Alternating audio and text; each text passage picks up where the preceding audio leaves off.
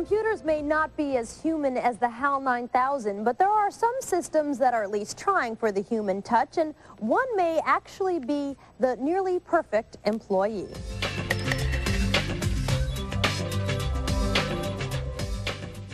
Tim Bradley's assistant is devoted to her boss. Oh, hi.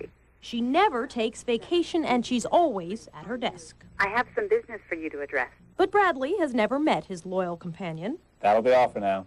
Because she doesn't exist. Say Wildfire when you need me. Wildfire is a computer that acts as a kind of live voicemail system, receptionist, and personal assistant. Wildfire. Here I am. John Johansson uses Wildfire when he's on the road. Wildfire can find him practically anywhere he goes by routing his calls to the nearest phone. Where will you be? Car. Car. For how many hours? 2. 2. Is that correct? Yes. She places calls. Call. Call whom? Nancy. At which place? Work. And whispers in his ear when someone's calling on the other line. Tom Bars. Is calling. I'll take it. Go ahead.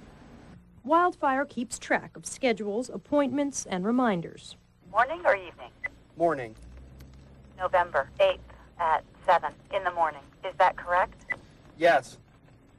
Got it. I'll set my watch alarm. Wildfire is based on high-end speech recognition technology. Wildfire actually uses 3 speech recognizers, and it uses them together at different times.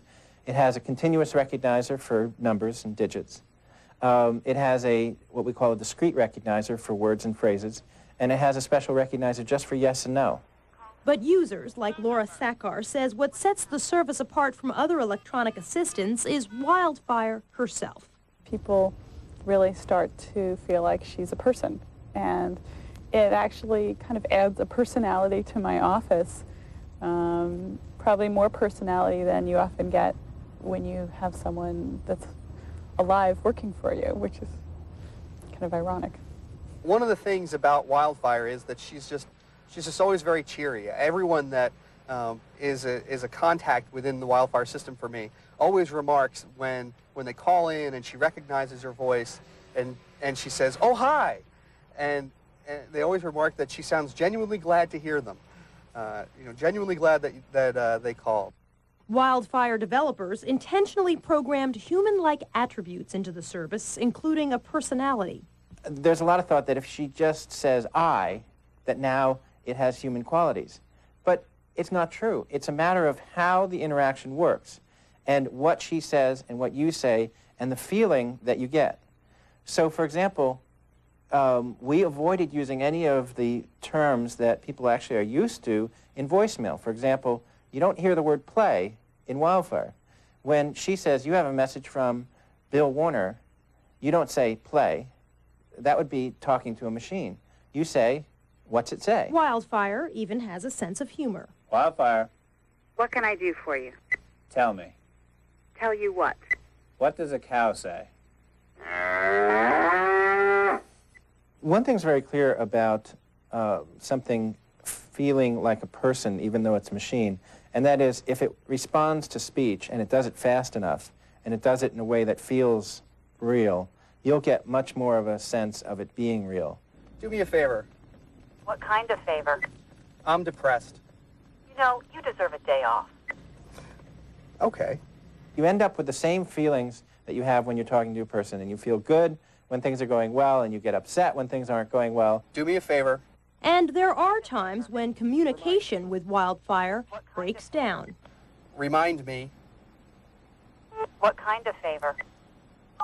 I'm sorry, but I can't understand you. If you want to try again, say, "Do me a favor." Warner's company is developing new speech recognition technology that supposedly will work even in high-noise environments. Driving down the highway, windows open, noisy, car speakerphone, and you want to say, "Give them a call." Well, we'll be able to do it. Wildfire, however, is not without its critics. Some say they find the service's accommodating feminine tone to be a throwback to a stereotype women have been fighting for years. The thing that strikes me about Wildfire is that when you first call her up, you get the sense that you might be, calling up a 900 line. Hello, I'm Wildfire, and you've reached the office of... Not only is it a woman, but it's kind of a young woman's voice that a lot of people think sounds like someone they'd like to meet. Okay, I'll try to find him for you. I actually think it's quite positive. It gives people a good feeling about calling you on the telephone, and I don't think it comes off as sexist. Sorry, he's not available. Would you like to leave a message? But will there ever be a Wildfire brother? Over time, we may make other instantiations of the voice. We want to keep the personality there, so there's always, whether you have a male Wildfire or a female Wildfire, you always know that it's Wildfire. I'm sure that there's some male voices they could use where there'd be a lot of people that would also call up and say, God, I'd really like to meet this person who's answering your telephone. I myself think that she's got exactly the right personality, and the bigger test is the folks that call in to Wildfire to try and get a hold of me really love her. Even when she only offers misery some company. Do me a favor. What kind of favor? I'm depressed. You're depressed? I live in a box. In a few moments, a few words on computers and Hal's birthday from site essayist Cliff Stoll. We'll be right back.